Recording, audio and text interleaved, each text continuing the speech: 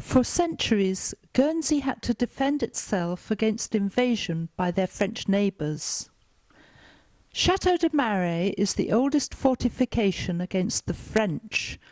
In 1170, a fortified structure existed on the site, which was probably used as a refuge from pirates, but it was King John's loss of Normandy in 1204 that led to a more substantial fortification being built.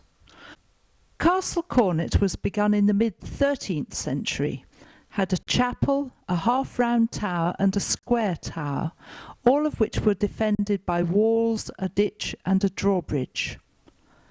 There was a constant threat of attack from France during the 14th and 15th centuries.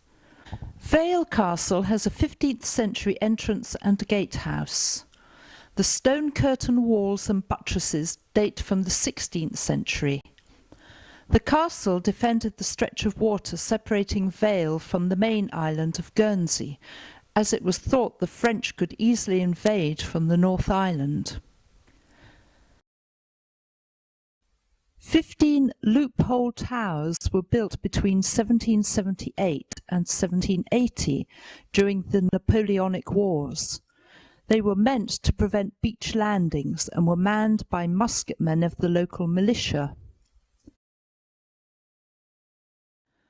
Fort Doyle was completed in 1805 as Guernsey was still under threat from the French during the continuing war. In 1816, the fort held 3 cannons facing east and west. Brehon Tower was built by Thomas Charles de Poutron in 1856 and stands in the Little Russell between Guernsey and Herm. This small and isolated landmark once housed 35 artillerymen and 5 18-pound cannon ready to defend the passage to the harbour from the threat of French invasion. In the 20th century, Germany took over where Napoleon had failed. The fortifications from this period are designed to keep the Allies away from mainland Europe.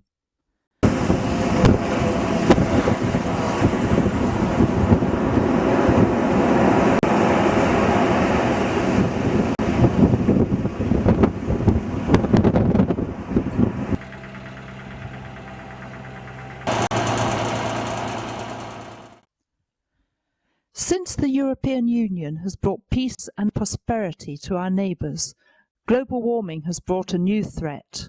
Storms and rising sea levels mean the fortifications of the 21st century are the sea walls.